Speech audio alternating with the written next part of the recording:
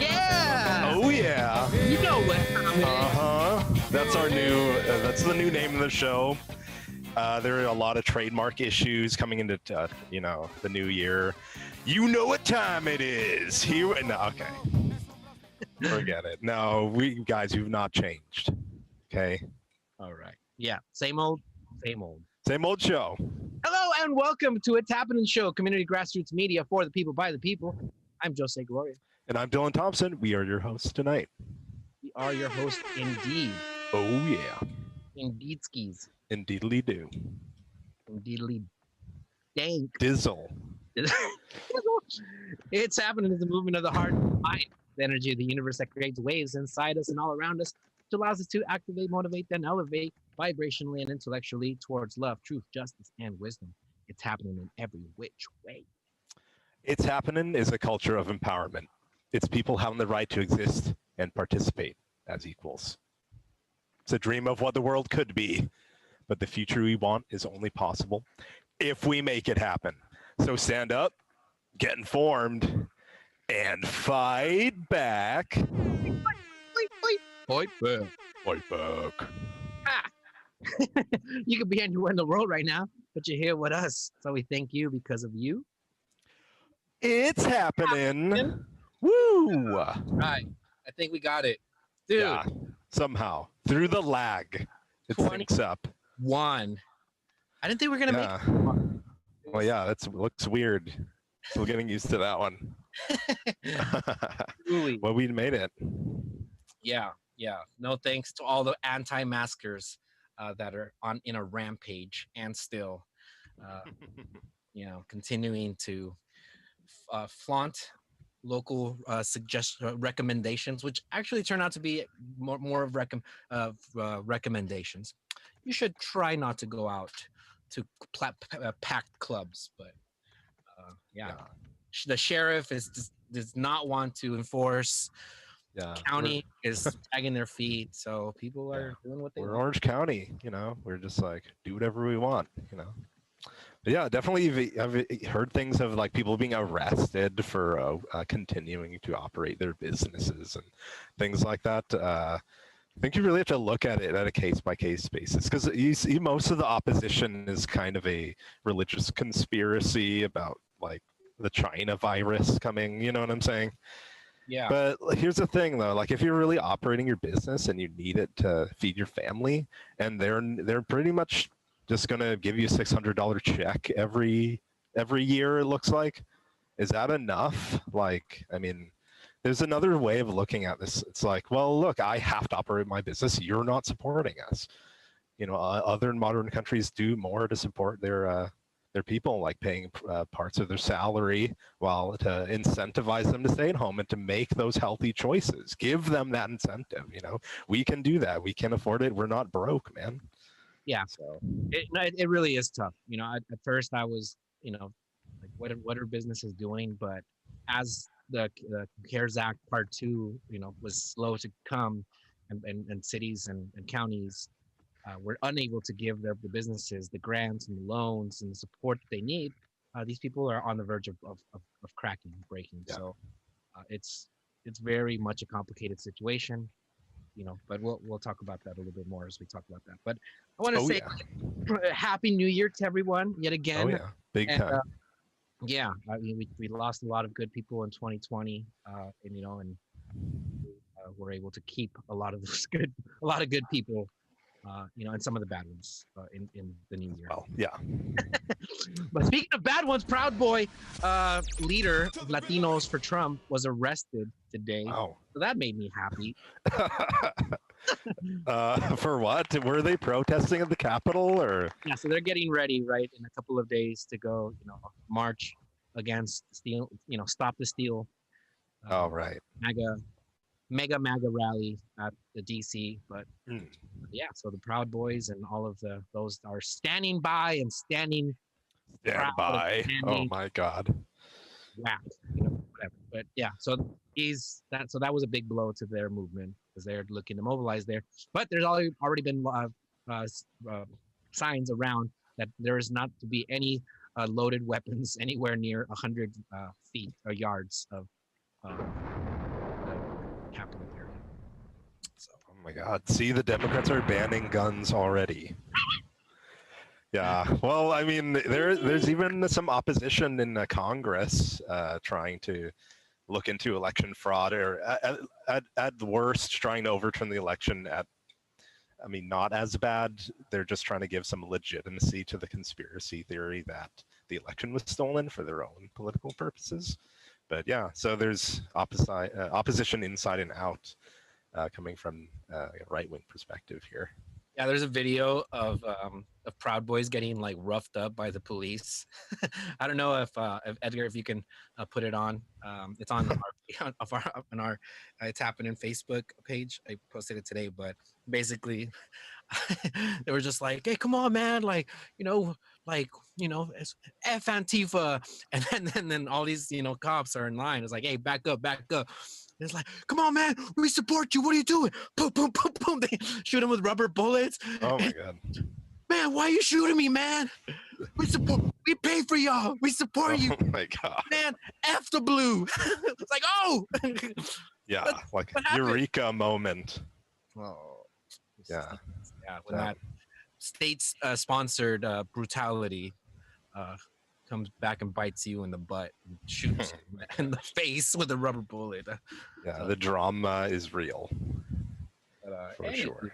Any hoozle, speaking of less important news, Flash Player, Adobe Flash Player? Yeah. Remember, like in the 2000s, all these silly games you could use and all these videos kids would make?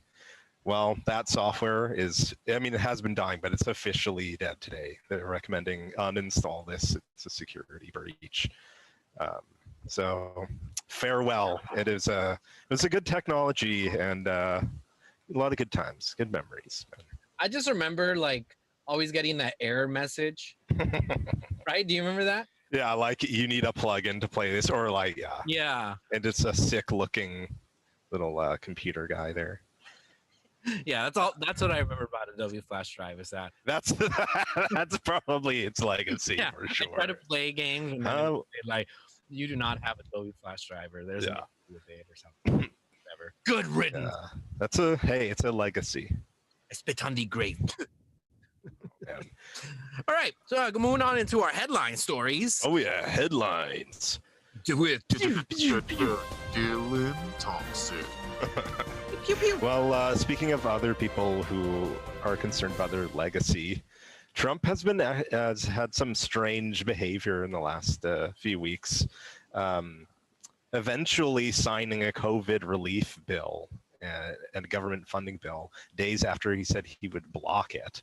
Remember, isn't that a weird universe we're in where Trump is calling for $2,000 checks? And then the Democrats are like, yeah, that's right. And then Bernie tries to filibuster and it fails. And Mitch McConnell, basically, they get to decide it's not happening. Not happening. It's not happening. Yeah. Yeah. No, it was totally the drama, right? Trump was like 2,000. We want him. Let's get it, Mitch. And Mitch was like, "You're leaving, dude." Biden won. Yeah, like, get the hell out of here. Yeah. Biden is the president-elect, and I'm soon to become the most powerful Republican in Congress or in the country yet again. Right. Tough, Oh yeah. Bon voyage. Tough luck, loser. I gotta work on my Mitch McConnell. Oh my God, yeah, he's gonna be with us for a while still, and but like he vetoed Trump vetoed the defense bill, which was kind of confusing. That's going to be a flag to like a QAnon conspiracy people that are like, see, he's fighting the deep state. But then when you look at his reasoning, he said it was over the fact that we're going to rename some military bases that had like Confederate names, and then also. There was something about denying big tech companies certain legal protections, which was maybe there was some merit in that. But it's also a strange thing, and for the first time, Congress overrode that veto. The first time they've had to do it. And I mean, maybe one of the last things that they even had to consider or that he had to sign. So. Yeah, this was a big blow. I mean, things are not going good for Trump in so many different ways. Uh, it's just, this Oh, latest, right? Of course, that they're doing the most. He's doing the most to try to do, and of course, everybody, the big news was yesterday. Of course, the leaked audio of the call. He is trying to, at first, like nicely, like coax, the Secretary of State and other folks from Georgia and the leadership of Georgia Republican Party to give him the election. It's like, are you sure yeah. you can't find 11,000 votes somewhere? I'm sure they're hiding in there. Have you looked under the rug? What Yeah. about the closet? Yeah, so it's really pathetic. Is really It's what it bad. comes down to. But yeah, let's in the defense uh, the defense bill that was vetoed. There was one part of it that I thought was really awesome, and for like a lot of rider bills, right, as they call them, the things that they sneak in there Yeah. to try to get a lot of them are really bad. Some of these are good. In this Yes. case, new law requires federal agents to identify themselves to protesters. So, as remember, during the protest of the Black Lives Matter movement in various cities, including DC, I believe, Trump unleashed the brown shirts, the Trump brown shirts, basically a Gestapo army that was not identified.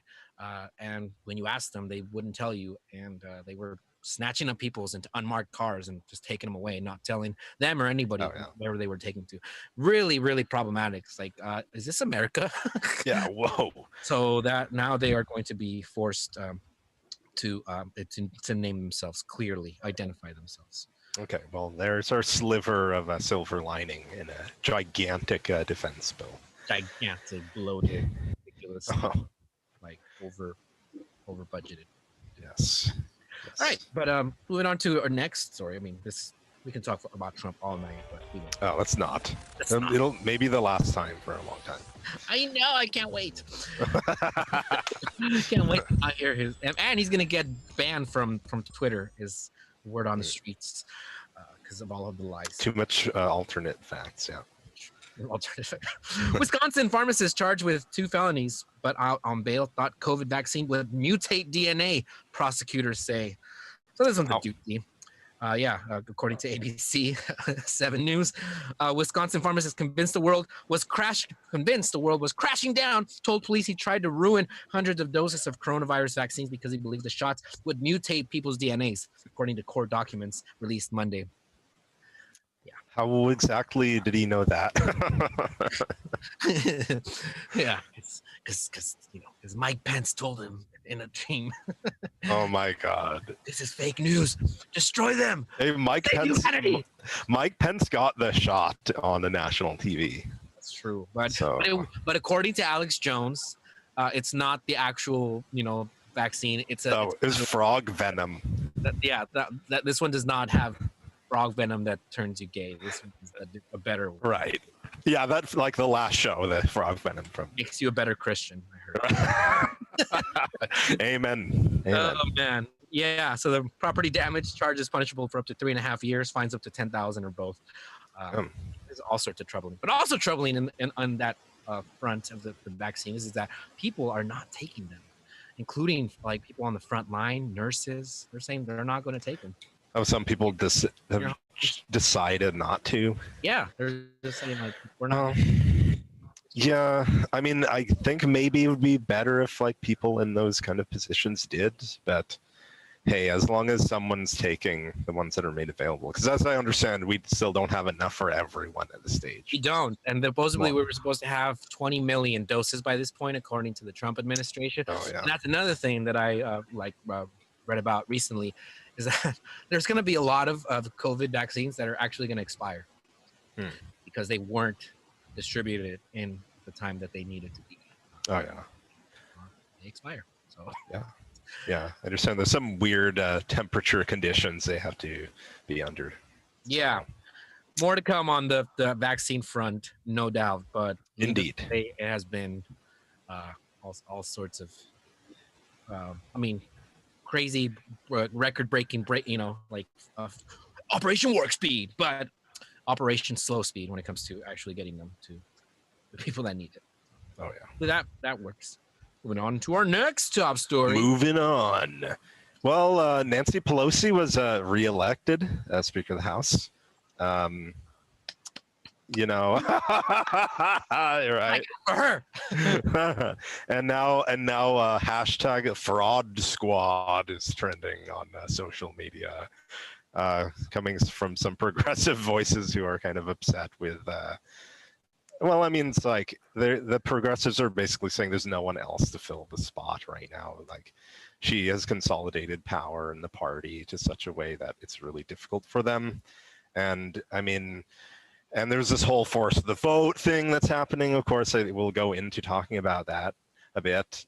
But like, they're basically saying like, hey, this is a weird historic moment where there are enough votes from progressive in the progressive caucus so that they could actually prevent Nancy Pelosi from becoming speaker, because the margin in the House narrowed in the recent election. They lost seats, right?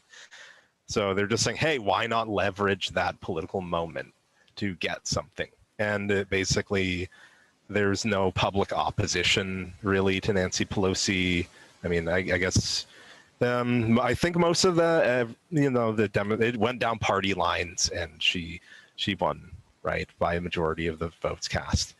And yeah, but they're saying, oh, don't worry, we're negotiating behind the scenes to get you stuff like stopping PAYGO and all these different things. But yeah, until something happens, I think it's fair for people to grill them over the coals and say, I mean, that's what we have to do with our politicians. We say, look, I mean, I'm more give them the benefit of the doubt. I think they're honest and they're trying to do the right thing. But at some point, you have to start asking, like, can you deliver on something? Like, where are we going? Like, how are you going to get us this? Like, what's the better strategy? Mm-hmm. So, yeah, no, absolutely. I think we talked about it, a little bit on the show, and can't talk about it all the show. But at least in the first vote, a few of the squad members, if not all of them, did not vote for her, and then the second time around they voted, which is the whole idea that there had to have been some concessions, or ideally, although how much of the concessions that were made in order to actually get the votes, because she needed every single one of them, including apparently one person that had COVID, tested positive for COVID, one woman or congressperson, and they were allowed to vote, which I don't think was very safe for everybody to allow that to happen. It reminds me of when like the LA Dodgers won and that dude tested positive, one of their their players, and then he during the game they took him out because they're like, hey dude, you tested positive, and then when he wins and he comes back on the field and he celebrates, was like, dude, what are you doing? Don't take this moment away from me. I guess. Endangering everyone around. Didn't take this moment away from her. Listen, if anybody heard the speech that McCarthy gave, that's that, and people still think that McCarthy and Pelosi are two sides of the same coin or just as bad. Like, they really don't understand how politics, works on a minutia level. But that's the thing about withholding your vote from Nancy Pelosi, is that you're not risking giving the speakership away to McCarthy, because if you look at how they're elected, it's by a majority of the votes cast. So as long as you just vote versus anyone else, there wouldn't be enough votes, and you'd have to go back to a roll call vote, and maybe there would even be a delay in choosing the speaker. But it wasn't like a stark choice. Oh, it's going to be Nancy Pelosi, and if you withhold, it's going to be McCarthy. That wasn't the case in the least. That was like not an outcome that was going. It actually there was a potential for that outcome. How was that? Well, were some moderate Democrats going to branch away from the Democratic Party, and you'd need probably like 8 or something Democrats to come away and then vote for Republican. Do you think that's more likely than Nancy Pelosi conceding to a minor concession of allowing a vote? Like, that's actually not even a lot to ask, right? That's like almost even the bare minimum. Like, even like David Sirota, he's on Bernie Sanders' campaign. He's saying, yeah, well, ultimately he agrees with the tactic, but he was saying ask for more. So I don't know. Yeah. I was listening to a podcast by Benjamin Dixon before I came to the show, and he was just saying listen, like, like at the end of the day, Black people are have the most, to suffer from when it comes to the, the questions about whether or not we have, push the force to vote and push Medicare for all. Because when it's said and done, even if we had Medicare for all, people would still be dying. There was a Black woman that was a nurse or a doctor, and she herself was denied, the services. So, Yeah. I think a lot of times we dramatize, the situation. Like, you're killing people if you don't have Medicare for all. It's like, people die on Medicare also, and so to think that that's the thing that's going to fix it all is not. But it's something. Really fun. But Yeah, it's something. Absolutely, it's something. And it didn't even have to be that. It could be do something, leverage your political power for anything. And so far, all they have for us is trust us. We did behind the scenes because we came back late and voted on the second vote. And just trust us. They're not even being public. That's the crappy part about being in politics. Now they have to play this game with us where they have to wink. They have to wink to us and like wink to Nancy Pelosi with the other elbow. Absolutely. The crappiest thing is the destruction of the conversation when if people don't exactly do what you want them to do at the moment that they do them, then it's time to throw away AOC. It's time to like just, destroy, cancel, and really like character assassinate people because they don't. That's what's the problem with it. I think the conversation is very important. I think there is moments where we can agree to disagree and we should push the people. But at the end of the day, it's like, how do you create change and how do you build up the groundswell without thinking that this was the moment, this is the bridge to burn, and if you didn't, then you lost your chance and you're a fake progressive. And I think that is like at the root of the conversation. And like you and I, obviously we disagree on this, and and maybe some of our guests here tonight will, but I think it is. But like as a tactic, because now we're talking about something else. I'm talking about the choice to leverage the power to make that choice. Dylan. Not about tone policing. Dylan. And look, I mean, yeah, go ahead. We're not gonna. We'll continue this another show, but I mean, that's why I don't like how that always pivots to, oh, the tone's bad. But AOC herself said, drop polite language in politics and cause a ruckus and hold politicians under their feet to the fire, and don't assume a political party is going to do your political will. Like, we have to hold them. And if a few people getting mad at AOC is what it takes to put some fire under them, so be it. And then they'll be proven wrong in the end. The people who said she was a fraud will be proven wrong in the end, and then we'll have a progressive policy achieved. And then everyone will be happy. I'm fine with that outcome. Great. But so you can't just be everyone can't be nice, right? Because then that's not what I was saying, and you're mischaracterizing what I'm saying right now. I don't think I am, but I mean, everyone has a different level of their willing to believe politicians. Some are just way less than ours. I don't even agree with I wouldn't use that tone. I don't. When I talk about this issue, I avoid it because I wouldn't even put. You're characterizing as I'm tone policing people by saying, "Oh, don't be mean to her or don't hold her accountable." Hold her accountable. Hold her feet to the fire. Good. Disagree strongly with people, but do not burn the bridge and do this scorched earth approach that anybody that disagrees with you is no longer like willing to be a progressive or in being the same camp. We all want the same thing. Dylan, you and I, and I would imagine most people that are at different camps on this. I think the problem is, how we talk about this, and without saying like, oh, your tone is wrong. That's not what I'm saying, and it's not about tone policing. People, Jimmy Dore is one thing. The greater people is, like, and there's a lot of good people that believe in a strategy, and I support them, and and those are two different things in my view. Yeah, I mean, yeah, I don't approach it like the way you're saying. I mean, I'm not disowning anyone. I'm just saying, yeah, it's pretty good that we agitate, but as far as I feel like the conversation always goes away from, was it a good idea to leverage the political power and to be oppositional? So the really heart of the debate is, should our progressives be oppositional to the Democratic Party, or are they going to just play nice and kind of say, Joe Biden's my friend and we go to the same cocktail parties and we're best friends? And it's like, I mean, I think Bernie Sanders got so popular because he came out fighting against all that stuff. Like, he was doing all of this stuff for years, and I guess he's been really consistent. But man, what made him so popular in 2016? It's like he was being oppositional.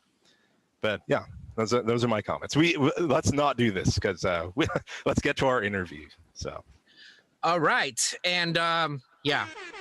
There's moments, and when those moments are, will change. I remember people were really sad and mad when Obama got disrupted during his speeches around the issues of DACA. I remember people were upset even when Bernie got, got the mic taken away by Black Lives Matter protesters, and I say, like, those were moments that needed to happen. And so, like, when those moments and how those moments happen and how they lead to strategy or don't, it's just that is the conversation, and it is a good conversation to have, and one that we've been having on this show for a few shows here, and we'll continue to have this. But with that, as you see, this conversation about progressive values and how to create change is really bringing out the passions within our communities, within our cities, and so therefore people are starting to find a way to engage in this Dem Enter, to be able to push the party to the left if it is at all possible on the local level, but also on the state and national level. So with that, I want to bring onto the show our three guests for tonight. We have Carolina Mendez from AD 65, Nina Baldwin from AD 68, and Sudi Farokhnia from AD 73. So Carolina is first-generation student pursuing political science as a fourth year student at CSU Fullerton, where she currently serves as president of the College Progressives and vice president of the College Democrats. Carolina helped lead voter registration efforts among young people for Bernie Sanders in the California primaries and for President-elect Joe Biden. Welcome to the show, Carolina. Go ahead and unmute and unmute your camera too. How do you say it? Show your camera. Yeah, we need a... Welcome to the show, Carolina. Hi, thank you so much for having me. Yeah, and Nina is currently the chair of the Orange County chapter of the Democratic Socialists of America and works to create ties between the other progressive groups like Our Revolution OC, Progressive Democrats of America, and Feel the Burn Democratic Club. Nina also worked as an intern for Accord and supported the work of Rise Up Willoway Coalition that was working hard to get that big old ugly golf course to be something that the community needs. And in the fall of 2019, she organized a CSUF for Bernie group that supported the GOTV efforts for the California primary and was elected as an alternate delegate to the DNC for Bernie Sanders in 2020. Go ahead and unmute. Nina, welcome to the show. And Sudi. Hello. Hi. Sudi Farokhnia is from Assembly District, AD 73. Sudi is a risk and audit professional from Iranian descent.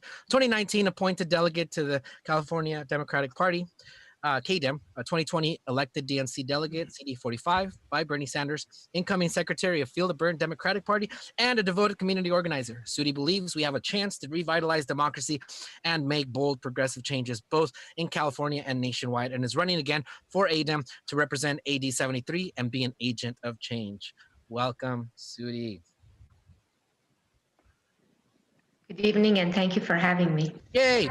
Thank you. Thank you for your patience. As you can see, me and Dylan, we were really in the thick of a very strong conversation that I'm sure you might be aware of. It's been like 3 weeks. I was enjoying it. I was so like, I wanted to unmute and chime in, and I'm like, no, it's their show. Don't say anything.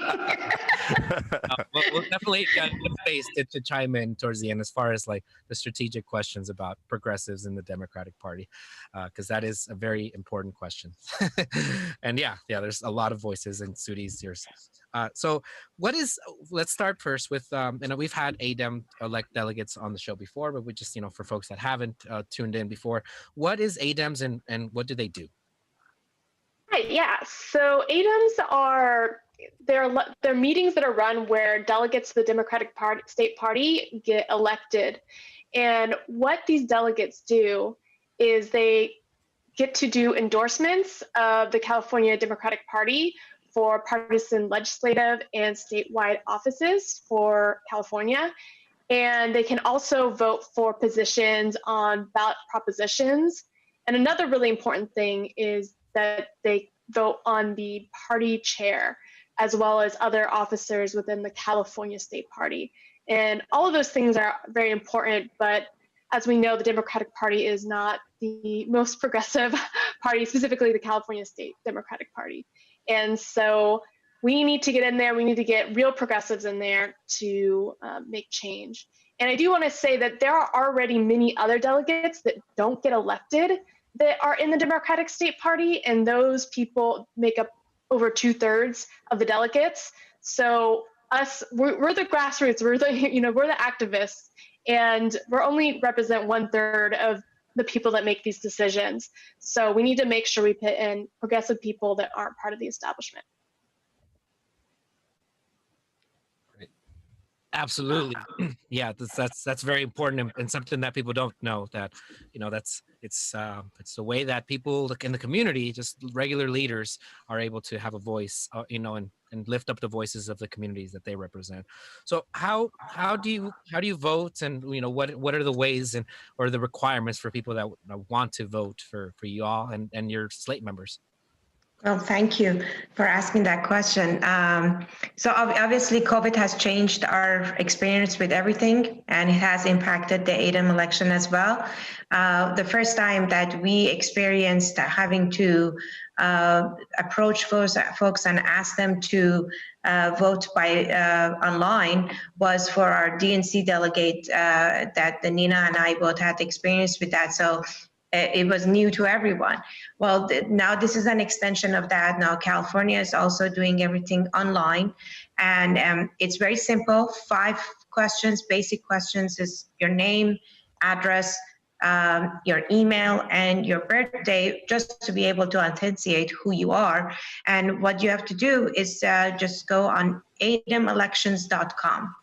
And right there, you would be able to, you'll see a form, you fill in that information, and you will get an automatic email. That email is very, very crucial. And that email comes from ADEM.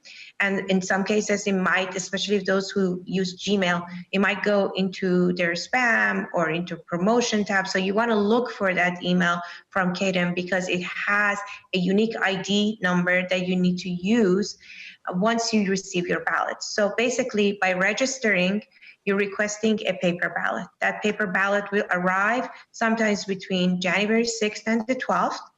And you will receive that, and there would be a list of names, depending on the AD that you are. Could be 15, 20, 30, 40 people on there, depending on the AD. And you have up to 14 people to select. If you select 15, you will void your ballot, basically.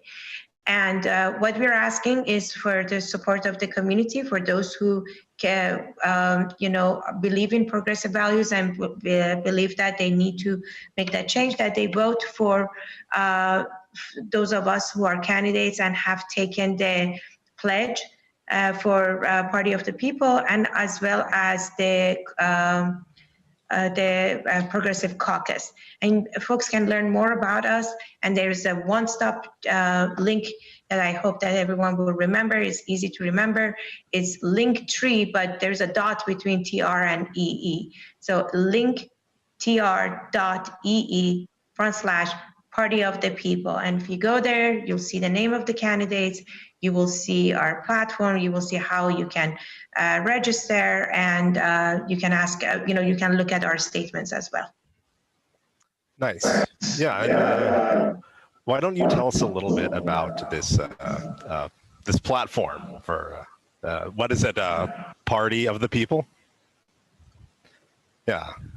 Yeah, and so it's a very outwardly, boldly, and unapologetically progressive slate. And what this means is that we're focused not on the superficial aesthetics of change, right? Not on the optics, but on the adoption and ultimate implementation of actual substantive policy. And that's the essence about what each of our campaigns are about. And that's what every individual on the slate has committed to upholding. So we're talking about the real necessary change that our communities need, change that's not only possible, but necessary. And so what this means is fighting for economic justice and mobility, migrant justice through the abolishment of oppressive systems such as ICE, community-centered housing as a right, not a privilege, climate justice and conservation efforts through the Green New Deal, healthcare through Medicare for all. And so the platform is about fighting for the dignity of the working class and historically marginalized, which not only makes up a significant element of the progressive party, but progressive movement, but of the Democratic Party itself. And so at the core of this slate is that promise to represent our communities authentically, because we understand the social and economic issues that they face in many ways that the elite don't. And so I think that's a valuable asset that we all collectively offer, that sort of internal drive to see our communities prosper and flourish through genuine representation. Yeah, definitely get behind that. Well, We're definitely people-oriented around here. Yeah, I mean that sounds really good, but it's also, you know, it could be scary for some people, right? So, I mean, I guess we can you know, start with whoever. Let's see, Nina. So, like, can you tell us a little bit about, you know, I mean, I mentioned some things that, you know, you've done, and I know you were, you know, were big with the Bernie Sanders campaign, with, you know, with the youth turnout, especially at Cal State Fullerton and in other places. But I mean, what inspired you to want to run, and, like, you know, why do you think, you know, this is important for people like yourself to run? Yeah, I mean, there's a whole bunch of things inspired me to run. I mean, you can start with Bernie Sanders. He is what got me into politics. But as for specifically delegate of the state party, I mean, California is a progressive state, and we just voted for Bernie Sanders in the primary, and we've had Democratic supermajorities. And what has that really gotten us generally? It just doesn't seem that, you know, being Democratic doesn't mean too much, at least for me on the ground, right? Like, why didn't we get a single payer in California? And so we have all these different things we want to fight for, all, you know, in different levels of government. And we need to start, like, infiltrating in the Democratic Party and make it so these parties actually can work for the working people. And so, yeah, so pretty much, like, we have a supermajority, or we've had one, and not much has happened, and I want to see change. And I think there's just too much corporate control, too much money, whether that's, you know, maybe police union money or, you know, developer money. And we need people that won't back down. And I know for me, like, I'm not going to back down no matter what it takes. Like, I'm going to fight. So that's what I'm going to be here for. Woo, yeah. And same question for you, Sudi. I mean, you've been an ADEM delegate before, isn't that correct? You're muted. Go ahead and unmute yourself. Yes, unmuted. Yes, I was appointed in 2019. I ran, and we faced in 73 and 74 historically have been having really really tough races. You know, there's been several people, tens of people that are running this time. For instance, in 73, we have 37 people running. And, you know, historically, this didn't happen before, but unfortunately, in 2019, we had all three of our beloved congressional Democrat, you know, elected individuals who selected a slate, and they were pushing for those slate. And I was just trying to learn about how the party works, and, you know, this three-legged stool, and where, you know, our elected officials, based on their position, are able to appoint different number of people also into the party. Like myself, I end up being appointed by someone. But I was shocked to see that they inserted themselves into the one leg that is supposed to be, you know, representative of grassroots and the people. And, you know, I usually get motivated more when I am faced with these type of injustices. And so instead of pushing me back and not wanting to run again, I decided that this time, no, I'm going to run, no matter if there is another you know, super slate that is being pushed by the congressional members. And of course, it's, for me, being that I'm from Iranian descent, and Southern California has a large settlement of Iranians here, but we have very little voice in the party or representation in politics. And that comes from the revolution that we experienced, and we, you know, our families told us, just politics was taboo. But politics is about the air we breathe, the water that we drink. It's about the healthcare. And, my father was a political prisoner. My uncle was executed in Iran. I wouldn't be doing them justice if I don't make a difference. I have a chance to be a voice, and I'm trying to seize it. Yes, seize. We must. Wow, super awesome, Sudi. Just quick note. I'd mentioned before the show, but I first came across Sudi when I was working at PBS SoCal, and there was an Iranian documentary, I believe, that was airing on it, and just we were able to raise money for that through the call in. So yeah, Small world. Yeah. It was super dynamic, and and just organizing her community. So it's really great that Thank you. Absolutely. And I'm sorry, is it Carol? You prefer Carol? I should have asked. Carol's fine. I go by Carol, Caro, everything pretty much. I'm fine with either. But do you go by Carolina too, or Carolina? Yeah, that's fine. Okay, cool. Well, Carol, why did you decide to run? Because it seems like you have a lot of positions of leadership that you've also. So I guess it makes sense that you would want to continue to to lift up the voices of young people, Latinas, Latinx folks, and the communities that you work with, right? So I'd love to hear a little bit about what led you to get involved in the way that you are, and specifically with the Democratic Party to lead you to be here now. Yeah, for me, it's always been about the young people. I'm 21, I'm a senior in college, and speaking about the young folks for a second, we're fed up. We're disillusioned with politics as they are. We're tired of conventional politicians, and especially incumbents who, always make their promises, right, and co-opt our struggles when it's time for them to be reelected. But then they abandon us and our communities after we hand them their victories. And I think the young people are becoming more conscious and more aware of that, and we're finally taking a stand against that. And that's why I'm running. I'm very proud to be, a young woman running, having the support of my people. And that's truly how it's possible, is these grassroots efforts, these people on the ground, these activists, advocates. We'd be absolutely nothing without each other. And I think that's something that's very, very prominent to me, at least in my campaign. Wonderful. Well, it's like, first of all, this is great that, we have three badass, individuals like yourselves, and also different, representing different ethnic groups, and, so that I think is special. And I think across, and it's also could be said about the general party of the people. So there's more of y'all, right? Of us. Oh yeah, that's right. I'm running too. Woo! Oh yeah. Party of the people. What? Disclaimer. No, I'm gonna get my tattoo right here. POP. No. But yeah. So how many people are like? There's slates in every assembly district. Correct. Yeah, correct. There is, I believe, 32 of us in total, and we have different number of delegates in each of the ADs, but we do cover the entire Orange County. And I'd be happy to call their names out if the time allows. But sure. I encourage everyone. We're on social media, on Instagram, on Facebook.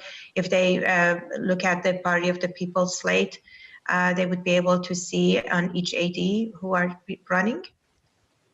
Yeah, actually, Edgar, our engineer, is sharing the Party of the People graphic on there, so people can just see that, and we did put the link on there for people to be able to see and read the platforms, and learn a little more about each individual person on there.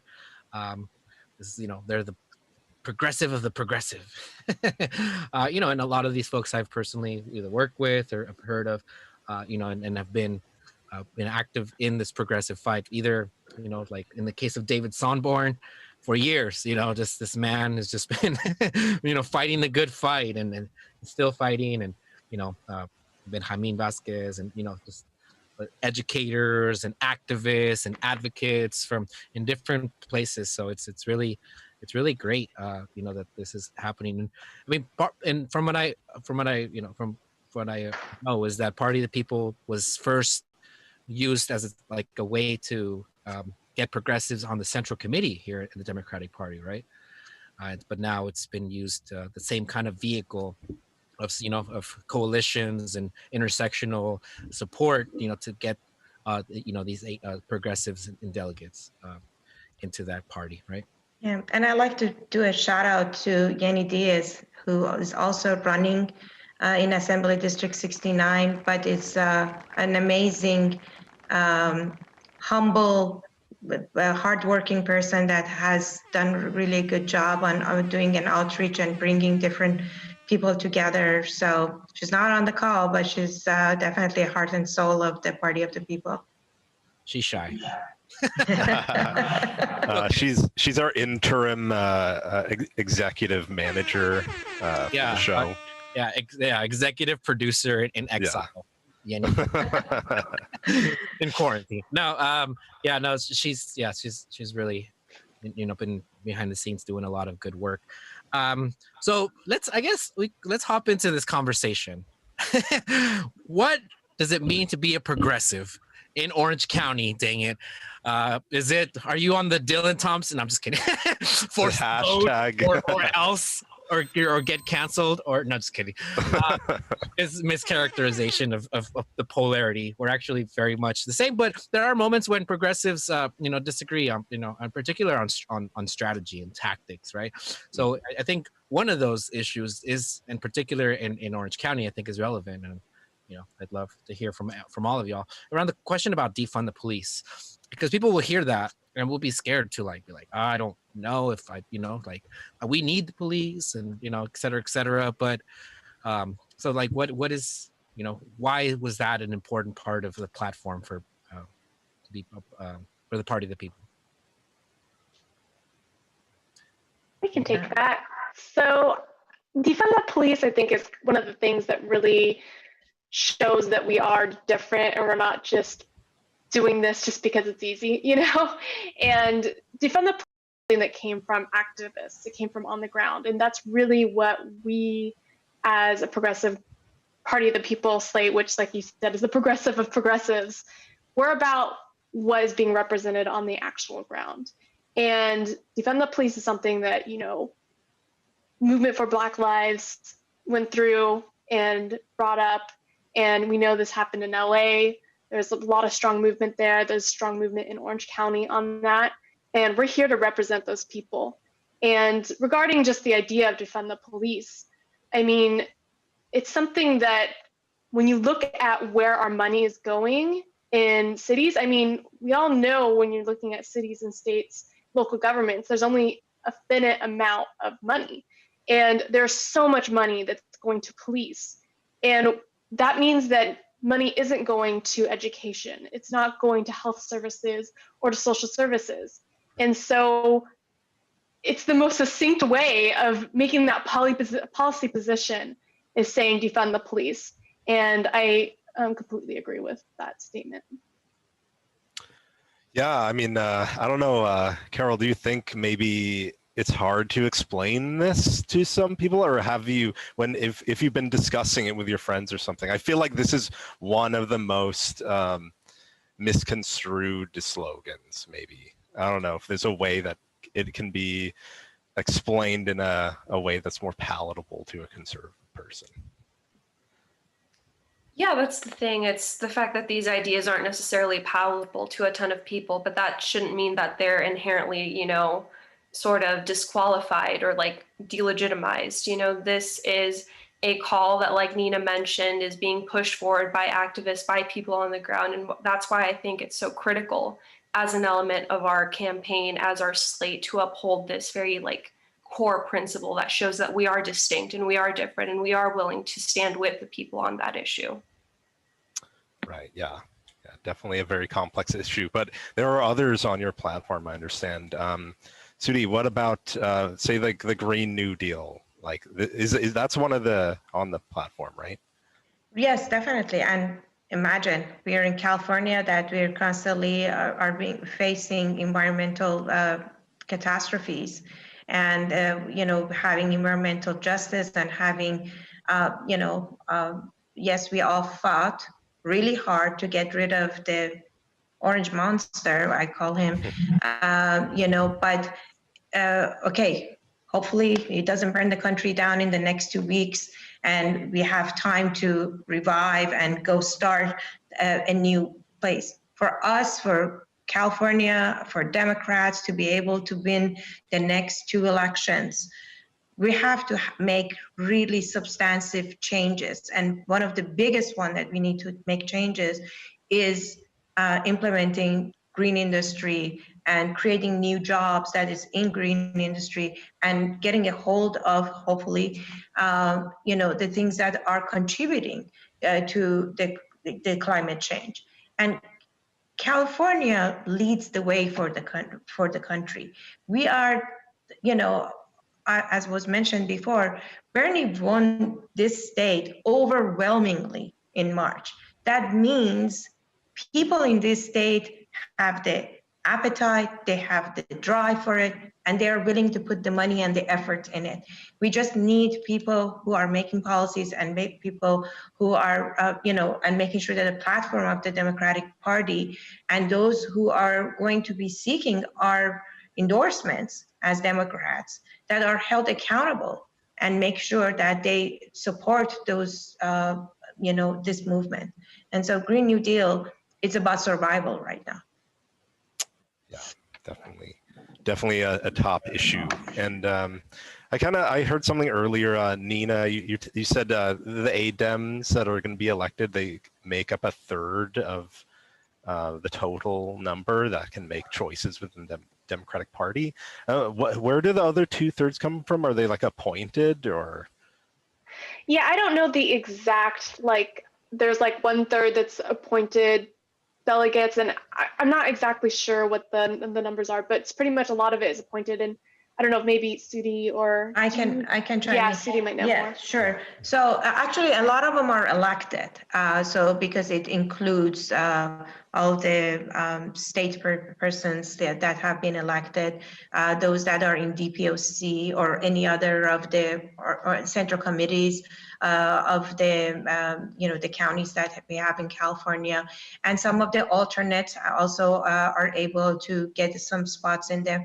But then, as I mentioned, to the last that I knew, for instance, the governor is able to appoint 20 people. Someone who has won the primary, even if they didn't win the election, they would be able to appoint 2 people. So there is a mix of, so the other 2 legs are really elected officials and their appointees, and those elected officials could be state level and they could be at county level.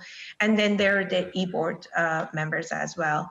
And the one leg is, this is the leg of the people, and we need to keep all the other people out. They can't have their cake and eat it too. They can't appoint people and then insert themselves in where people's voices are supposed to be heard. Right, and as like a little follow-up, maybe one of you can jump in.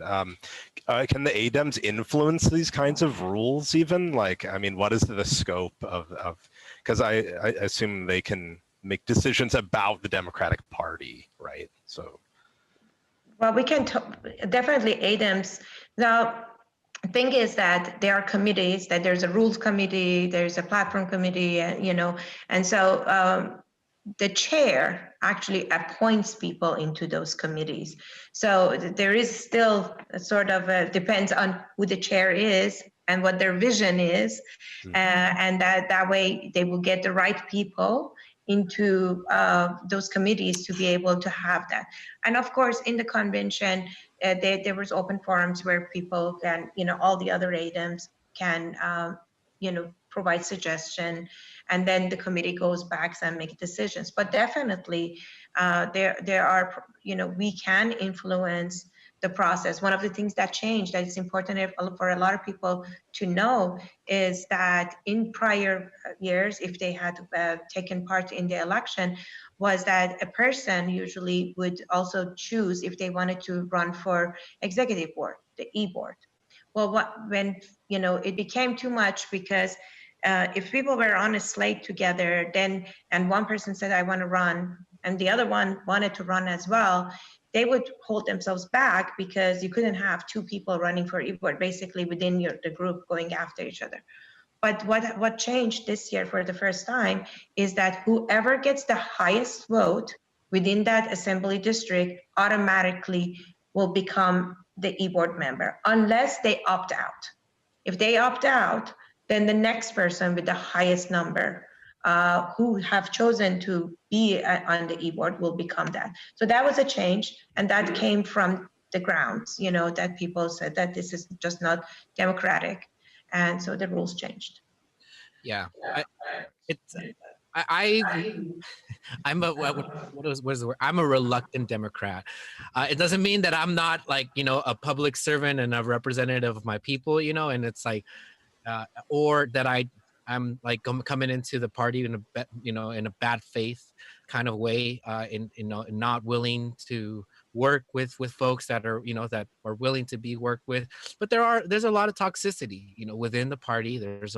And nobody knows it better than those of us that have been there. And like Sudi, you've been there probably longer than all of us. You really see what is at stake and how hard it is for this dinosaur to be changed in ways. There's a lot of older white folks to start, right? A lot of older white men, but that's starting to change slowly but surely. The last time the big, I don't know, perhaps the chair race will be contentious. I'm not sure if it's going to be as much as the Kimberly Ellis versus Rusty Hicks was the last time, but even still, there was a lot of gnarly tactics of like, you vote for him or else type of stuff with some of the members that were the delegates, and so that was a thing. And but at the end, we got out organized, and Kimberly Ellis, who I supported, did not win. Rusty's now the chair, so now he's going to do the most to try to beat Delane Easton. But it all goes back to the original kind of conversation that Dylan and I were having. It's like, what is the hill that we die on? What is our strategy? Like, when is the moment to be disruptive and make a lot of noise? Because I've seen that also at conventions, like crazy disruptions, but then they may not ultimately get us closer to what we want. But then maybe that was part of it. It's just, we just wanted to like be heard. And then, and then they ultimately do whatever they want because, they have the power of the leadership and the gavel. But yeah, so I maybe I'll bring Nina into this, because a DSA recently has been really, public around, positions around, the questions about forced to vote on a national level. And, and so that conversation from an activist group like Democratic Socialists of America, who have many times, contrary to a lot of other leftists, have chosen to enter and engage into supporting, the election of leaders that are progressive into it. So, I mean, how do you manage perhaps, the different energies and the different forces within yourself, within your organization, and then also taking that in the Democratic Party? Yeah, I mean, I think there needs to be a balance and kind of a nuance. And unfortunately, a lot of times, you don't see that in the media, or, something will take it out of proportion. But what I would say is, I'd say that the party, I don't know, maybe someone else could chime in on this one a little bit, and I can my thought. Yeah. This is a big question, and so it's for everybody. Yeah. I wanted to just give it to you, and maybe Carol could take it after.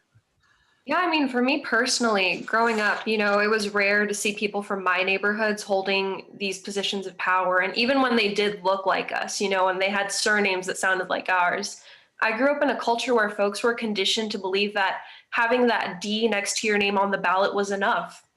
And we now know it's very clearly not. And so that desire for true representation persists, right? Our community's collective political literacy, so to speak, still leaves very much to be desired. But we're witnessing a shift in energy, like you mentioned, and we're becoming more educated, more ideologically conscious, and that's translating into a push for progressive policy. And speaking about the young people for a moment, I mean, as a young person, we're shut down all the time. you know, we're told that we don't belong in these positions of power, these places where these decisions are being made. And I think that's wrong. You know, young people, they're the future of the party. We lose the young people and we essentially lose the future of the party. And that's not necessarily alarmist. It's a truth that I think the Democratic Party needs to recognize. 100%. Yeah. Sudi, so like, yeah, this concept of like, because you could be an old person with new ideas. You could be a young person with old ideas, right? So it's not really an age thing, like necessarily, although it seems to be, and not necessarily an ethnic thing, although, you know, older white Americans tend to be conservative, you know, and even conservative leaning within the Democratic Party. But it is a question of like, what does it mean to be a Democrat, and can it be redefined or updated to you know, to stand for something more, you know, than what it has, you know, not to erase or say that all the past work of other folks wasn't good, but it's like, well, we're here at the table now, you know. And I think one of the shirts that Kimberly Ellis had, which was taken from I believe the first Black woman to ever run for president, was like, if you don't, if there's not a seat at the table for you, then bring your own folding chair, right? Yeah. So and that's part of the conversation, right? So like, how have you managed within the party Yeah.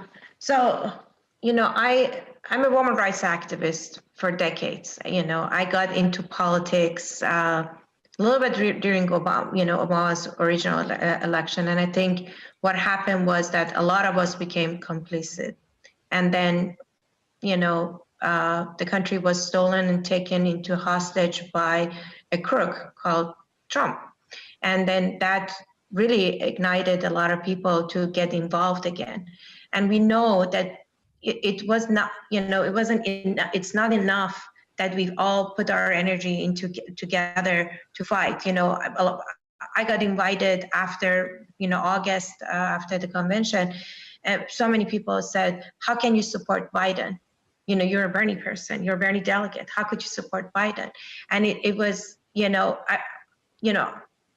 the key was that, yes, I knew that for the past 4 years, I had been on the streets demonstrating, even in, you know, every January for Women's March, you know, for weeks and weeks, we were planning these things.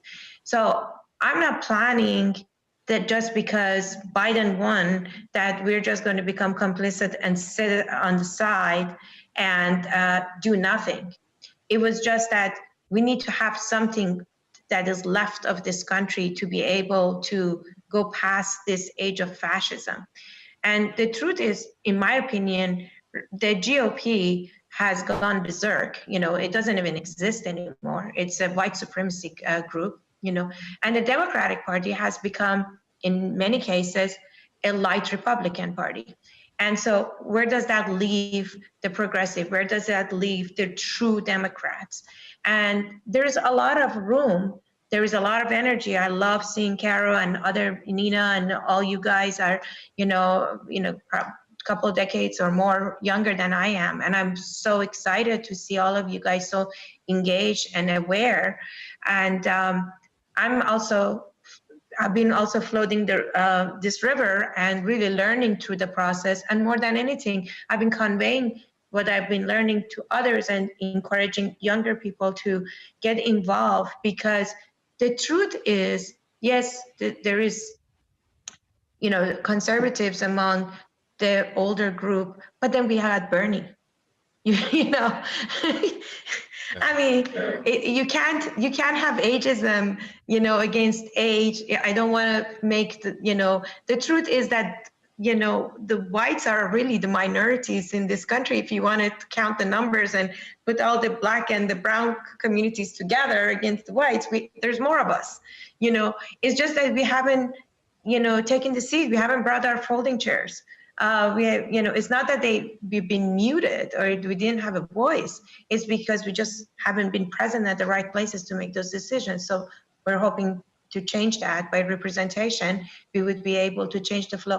And I want to give an example. I don't know how many of you guys were present in San Francisco when we went for that election.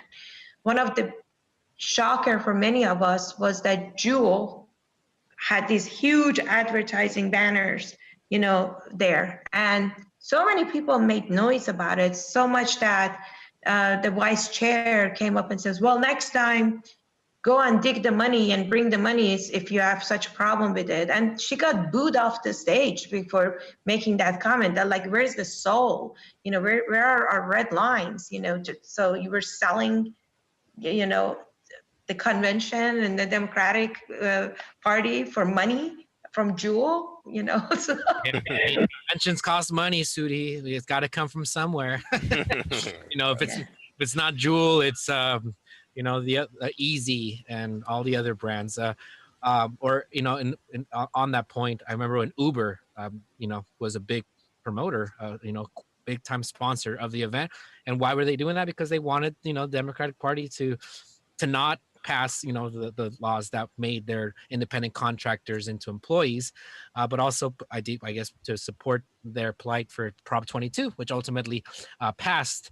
And so that's an example of where corporations were able to circumvent laws that the Democratic majority in the state Congress passed to try to protect the rights of the gig economy workers. And the corporations were like, nope, screw you.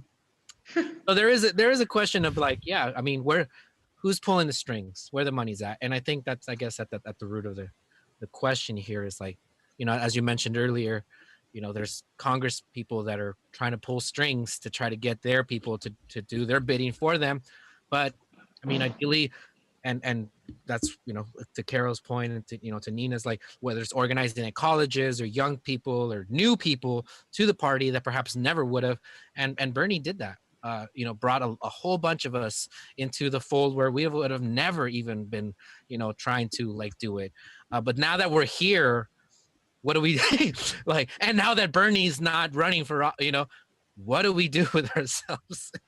And it could be a lot of it within the Democratic Party, but it also could be outside of that. So, I mean, with that, I want to, Nina, I want to ask you, like, what are like some stuff that you or other, working besides the, Democrat, ADEM stuff that, you're working to further, the issues of progressives. I mean, whether it's housing or any other ones, what are some of the issues that you personally feel? Yeah, I mean, right now I'm actually newly elected chair of DSA, so I'm really focused on getting Orange County DSA together and making sure new members get to be involved and I guess engaging them, because I do feel like Orange County generally, I find a lot of people, it's difficult for them to engage. I don't know what it is, but I feel like a lot of isolation, and I want to make it so that DSA is somewhere you can go and, maybe after COVID, actually see people and create that community that a lot of people want. And, we're doing, political things, but we also have mutual aid, and we have Food Not Bombs, which is a program that is providing food in a way that isn't just simply charity, but getting to know people that need food and, providing home cooked meals and things like that, and other assistance. And it's just, DSA, I think, is a great organization for doing what needs to be done to help people. And so another thing we have is a solidarity fund where people just put money in, and if you need money, you can get it out and use that money. And right now with COVID going on, a lot of people need that. And so I guess that's another thing. If you want to contact Orange County DSA and, donate to that fund, you can. We also have a bail fund after the protests and things like that. So there's tons of this happening, and I just want to get more people engaged in what we do have and continue to get people in our group there. That's awesome. Is there a website? Do you want to plug that actually? Because sure. Yeah. Maybe that's a COVID New Year's resolution. Get involved with DSA. Yeah. No, let me, 1 second. I think it's ocdsa.com, but I don't even know the exact website. So let me just, it's .org, ocdsa.org. And you can just go there, and you can reach out on the contact if you want to do any of those things. I get that information. So just go ahead and go and contact us there. Yeah. Nice.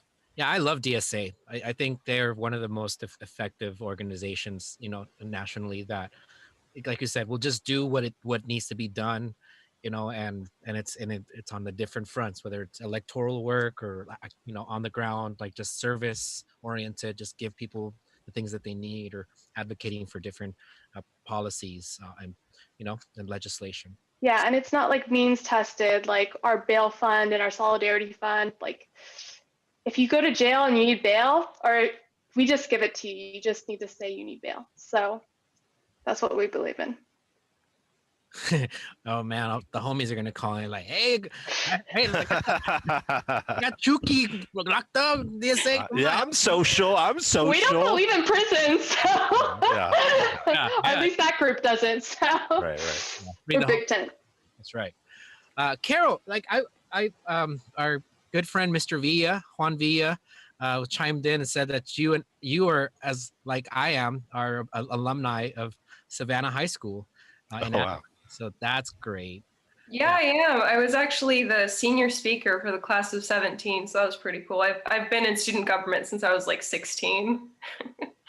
Are any of your parents, or I mean, any of your like family members or anybody like in politics, or is that something that like was born in you, or who growing up inspired you like to?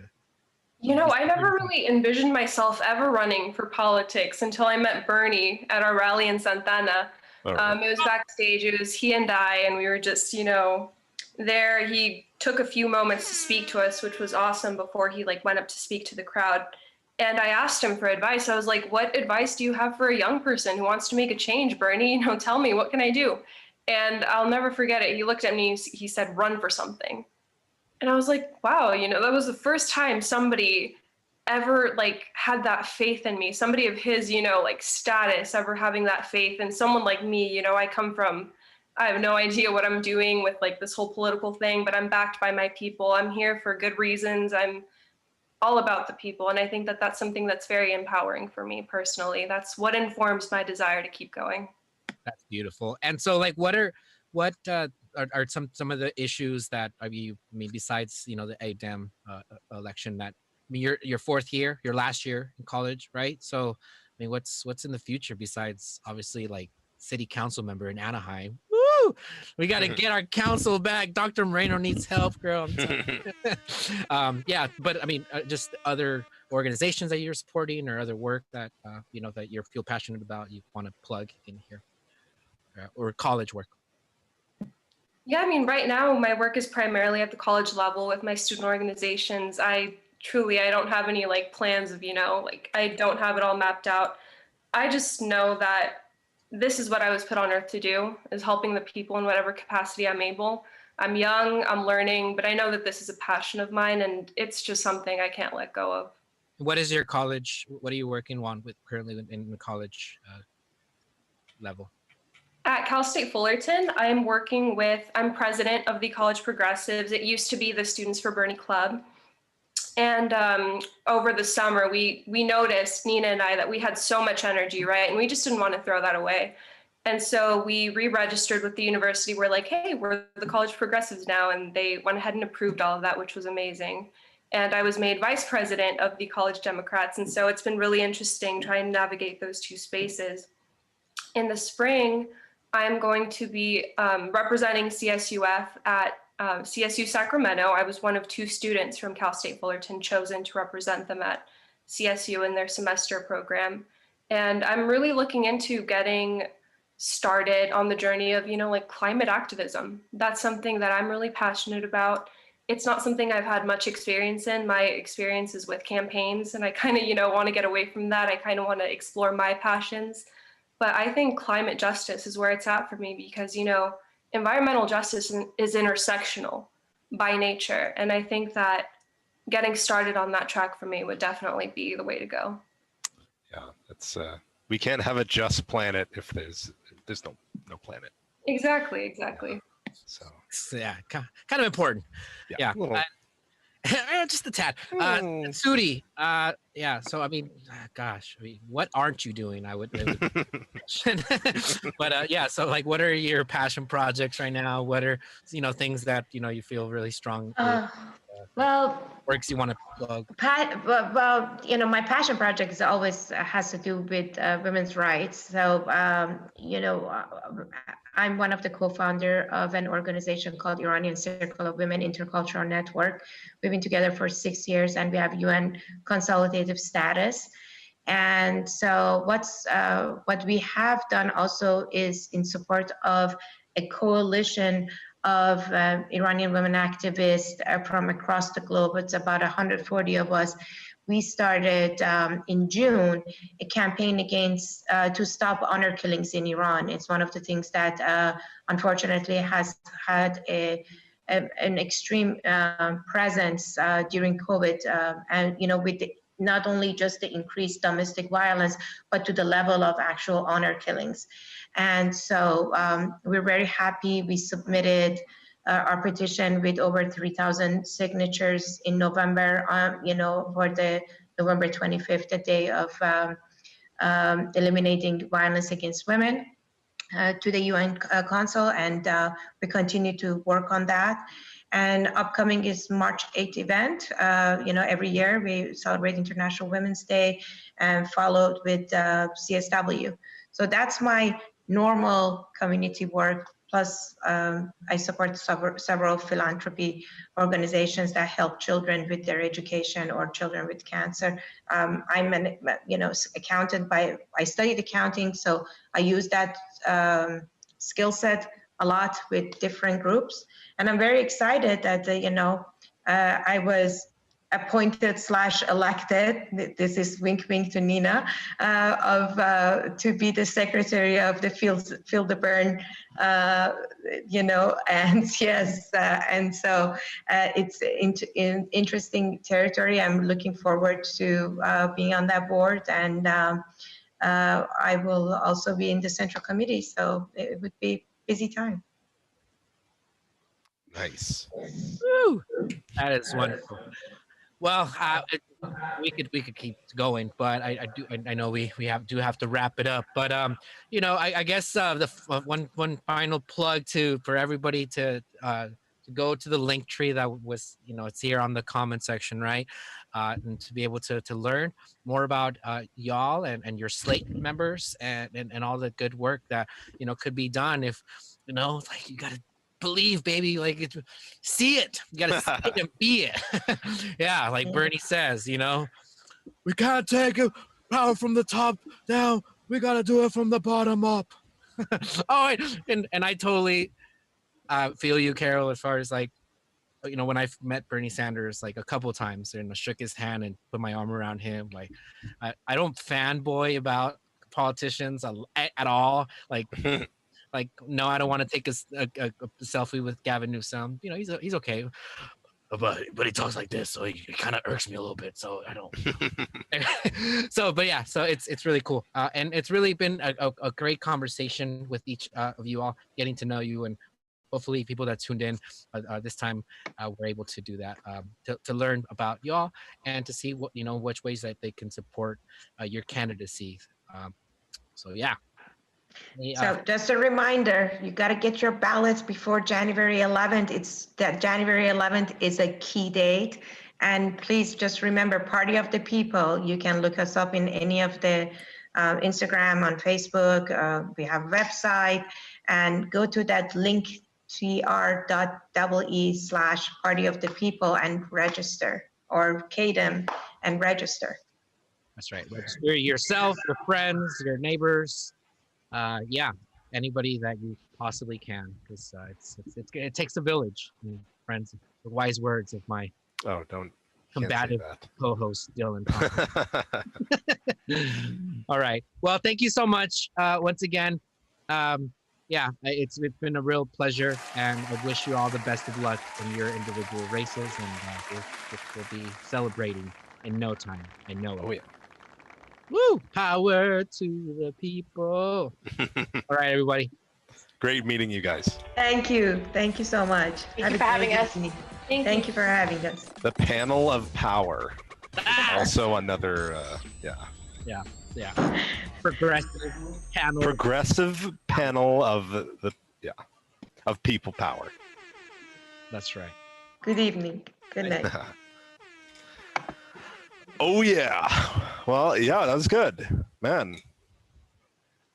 Yeah, I also, I don't know if anyone has to be confused about their district or anything. Like, if you just live in Southern California, you can do this, right? It's for in the entire state. There's a thing that's, I think it's Find Your Rep. We'll post it too. Right. findyourrep.legislature.ca.gov. Dude, look at you. You're freaking Wow. You're on top. Are you running for ADEM too? Thinking about after that story about Bernie, you know, maybe run for something, kid. Run. Yeah. Good advice though. I mean, that is what we need, man, on every level. You can imagine him saying that, right? It's like, you just got to run. I can totally see it. What are you doing? What are you doing standing there? Yeah. Do something. Run. No, that's great. That was good. Yeah, and you know, and just to think about how many young people he's inspired, like Carol, and you know, and you know, old folks, all folks, you know, to be able to to believe in a better world, and it's really hard, you know. So, I mean, you know, the whole conversation about Dem enter versus Dem exit became very real for folks after 2016 and all the shenanigans that happened there with Bernie, and then people were like, all right, well, we're gonna try it one more time, and we got a little bit better, we got it closer, you know, we won. Like for a second there, everybody thought that Bernie was gonna win, and then he didn't, and then COVID came, you know, and then Super Tuesday and Obama and you know, and Pete Buttigieg and flashbacks. Out and, I'm gonna start getting emotional. Nothing weird in Iowa though. Nothing weird happened. Yeah. Get over here. Black Lives Matter. You know, screw you guys. Yeah. You know, a lot of thoughts, but one thought is that the new administration, I mean, I'm totally in the face, you know, in the belief with Sudi that, you know, like, why did people would tell me, why are you supporting Biden, right? And I had the debate with pasta and stuff. Yeah. But it's like, we got to get rid of the orange monster, because then we have a little, you know, a much better chance of not dealing with such rampant, you know, issues like Ukrainian intervention and and crazy, you know, voter fraud allegations nonstop, and just the Twitter storm. I mean, that'll be good. I'll be happy for that. But also then the identity politics issues, like Biden is getting all sorts of Black folks, women, stuff, but then they're establishment or centrist. Yeah, so it's kind of a cynical take on it. Yeah, so then we've gotten to the point where we're now being able to be represented by, you know, by people that look like us, but aren't doing the things that we need for us. It's like, Santa Ana City Council, pretty much in a nutshell. Oh man. Yeah. Well, maybe the old one. We're gonna see what's gonna happen. Kind of excited to see what's gonna happen this year. It really is. I mean, we already saw how, you know, you know, with you know, a Thai Viet fan voted for that project. People were upset, and so here it is. You know, like the moment of Zen, the moment when all of a sudden, you know, people start dividing themselves up because of, you know, votes that you know, disappoint you. And the question, I guess, is at what point do you just say, like, you're dead to me? Like, you know, like, what point do you say, like, you're a pulido, you don't care about the community, in fact you've cast the community aside. It's like, I don't need your votes, because this block of conservative older white folks that live in Floral Park, they vote for me, y'all don't, and I'm going to continue to work for them. And you're going to be mad, and you're going to, you know, like, tell me that I'm a piece of crap and this and that, but hey, you can't get rid of me. I'm still here, baby. You know? So at what point do people become that? And at what point are we able to still work with people? Yeah. Right. I definitely think that's a pearls before swine situation. Right? Like in the Bible, right? Jesus says, like, preach to people, but if they're not buying your shit, leave them alone. So I kind of feel like I'm not as violent, or I'm not as vehemently opposed, or I'm not quick to disown people. But at the same time, I wonder though, like, what is really the psychological effect of having a bunch of people mad at you, you know? Because it's like, think about things in the past, like that is the essence of public pressure. That's kind of like Chris Hedges talks about, like how he's saying like his job isn't to take political power, it's to constantly question it and challenge it. And I mean, that's kind of that's the story of politics in a way, right? Like I want to trust them, but it's like a trust but verify situation, you know? So Yeah, no, exactly. I mean, we can't constantly give people the benefit of the doubt. We can't put politicians, especially politicians, up on pedestals. Can't put anybody on pedestals. I've seen community leaders, you know, been propped up by, you know, nonprofits, and then they become egomaniacs. You know? Like we just created a little mini of the macro of what we're fighting against. You know, these egocentric folks that are, you know, that care more about their image than they care about the people, or their own political ambitions or whatever, societal ambitions. Taking a selfie with the mayor and stuff. Yeah, so it is very much, and you know, it's not an easy job. no. People always like, just say you should run. It's like, man, no. I'm very scared. I mean, but you know, like somebody should. yeah, someone else should. It's like, no, but you're legitimizing the democratic spaces by being there. It's like, but they still have power and they still get to make choices for us. So if not me, then somebody that can stomach the bullshit. Yeah, I mean, some people have a calling for it. I mean, woo! I mean, that's even like, even going back to Chris Hedges again, like he says that, like, you know, people are drawn to the struggle because it's almost like, I don't know, it's not even like you're convinced that you'll win, but you need to do the right thing. You have a calling to do the right thing, to represent something that needs to be done, you know? So yeah, even if, like, to my point about people, like a lot of folks have a lot of big issues with Chris Hedges, like, you know, even like that he's not far left enough. You know? even, oh really? Yeah.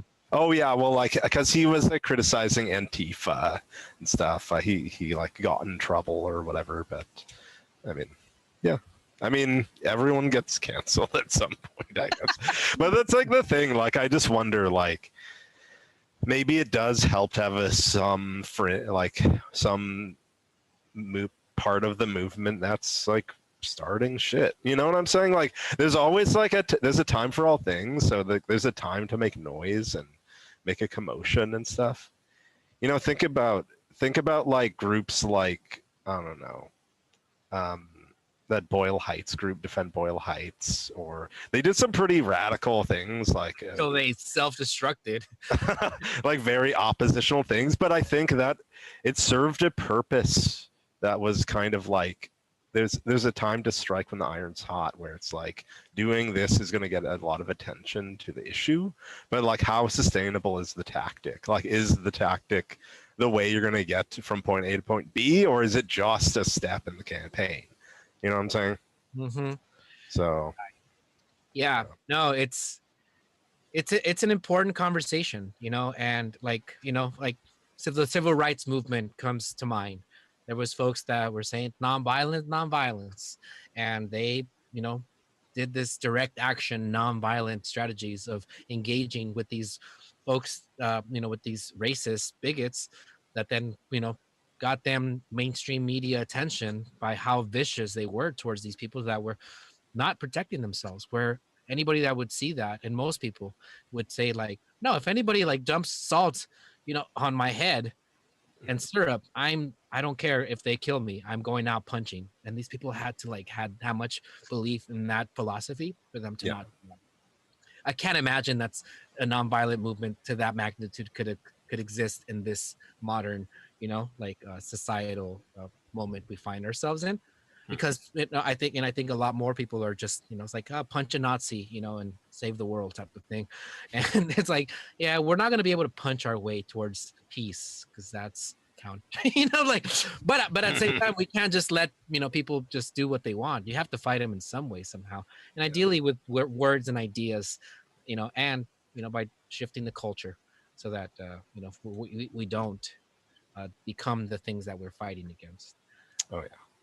Is the best. But yeah, I mean, whether it's like nonviolent, or by any means necessary, like in the '60s to force the vote or not force the vote, like this issue of the left dividing itself over strategy is not new and will not go away anytime soon.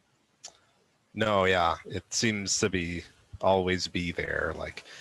Because like even like Gandhi in India, they were like violent Indian groups. I mean, yeah, like Malcolm X said, like MLK's a pussy, basically, like, and it's like, so there's always been like, I don't know. I feel like somehow, like, I don't even think we can escape that in a way. Like, I feel like it's almost a natural way that we have discourse, but like, I guess how can we use it to further the goals rather than self-destruct?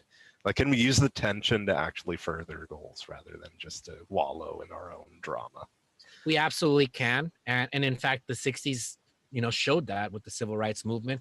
It was, what many people have said, the inside-outside strategies. Like, if there is no Civil Rights Act with Martin Luther King without Malcolm X pushing, on his front. Mm-hmm. So it takes both. And to your point, I completely agree, Dylan, that there should be some people whose only role is to be that thorn on the side of the establishment. Yeah. It's just a problem when then they just bulk you up into the whole thing. It's like we're no longer like fighting on different fronts in the same fight. Like, you are, though we want the same thing, you are now part of the whole problem, and there is no nuance, and differentiation, or the belief in that we might not be able to work together right now, but we can and should be able to work together sometime down the line. And Malcolm and Martin figured that out towards the end of their life. Thank God, before they died, they came much more closer towards each other's philosophies. Right. Actually, Martin went further left than he had been, perhaps. It's like, hey, stop talking about the Vietnam War. We're talking about black. You got your vote. All right. What more do you want? and Malcolm was like, I'm willing to fight with any, person from regardless of any race, if they're willing to fight, this miserable conditions that we're living in. And so, like, God willing, that will happen this time around. And the Bernie-crats and the progressive movement, in general, will be able to find, the way to coexist and coordinate and get out of each other's way at the very least, and at best work together, strategically. Yeah, hopefully, somehow we'll find a way to make it parallel. Yeah, man. All right. Well, good conversation. It's the conversation. Oh yeah, man. Continues. you definitely that was the power panel. That was, yeah. Super happy that Sudi, Dina, and Carol were able to join us today. Big shout out to them. Big shout out to Yenny, executive producer for this show. Put it together, Yenny Diaz. Shout out to everybody that tuned in for the first time. Please like, follow, share this video. Also, you can watch us on YouTube, Spotify, OnlyFans. No, I'm not just kidding. Instagram, and all sorts of places that our engineer will put up the graphic for. Speaking of engineer, I want to thank audio video engineer Edgar Silva for being awesome video engineer. Iron Lion Media Studios. Reach out to us if you want to record your own podcast with the thanks of Iron Lion Media. Roar. Ray.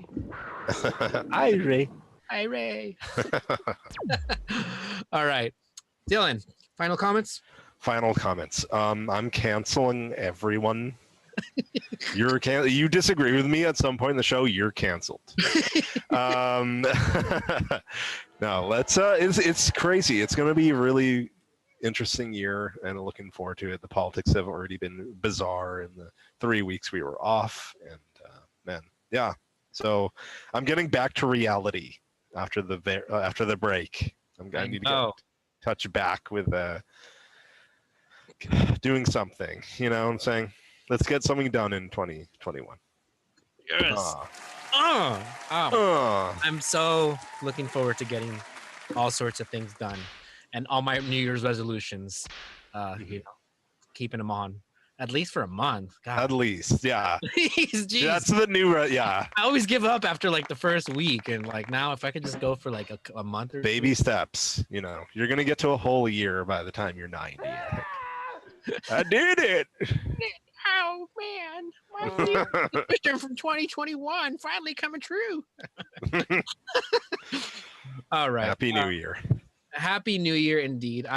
It was bittersweet, of course. I wasn't able to see family and and all that stuff, and yeah, it's very much was a different holiday, and it almost felt like weird to say happy holidays to people. It's like, Yeah, it's like it's. but are they really? Is it that happy though? Very happy.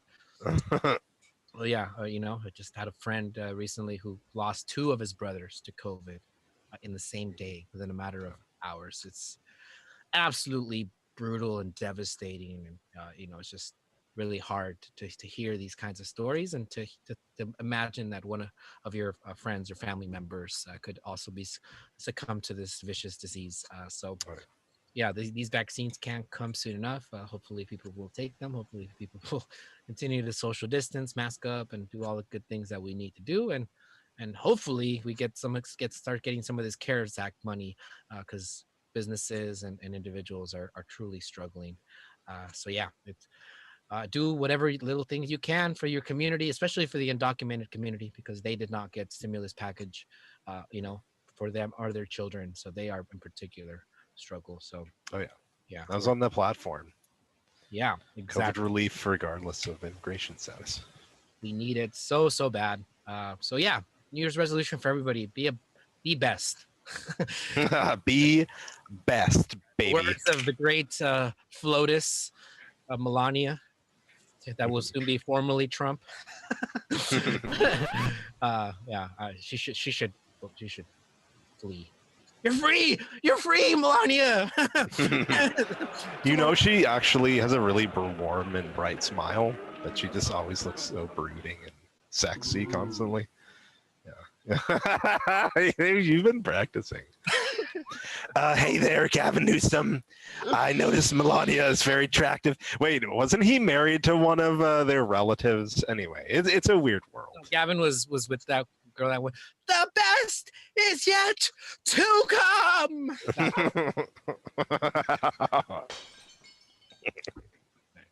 Good times. That's gonna freeze on here. All right. Okay. Thanks. You, everybody. Yes, thanks, everyone. Yet again. And until next time, he's Doug Thompson. I'm Jose Gloria. From all of us here in the Happenin family, we are signing off. It's happening.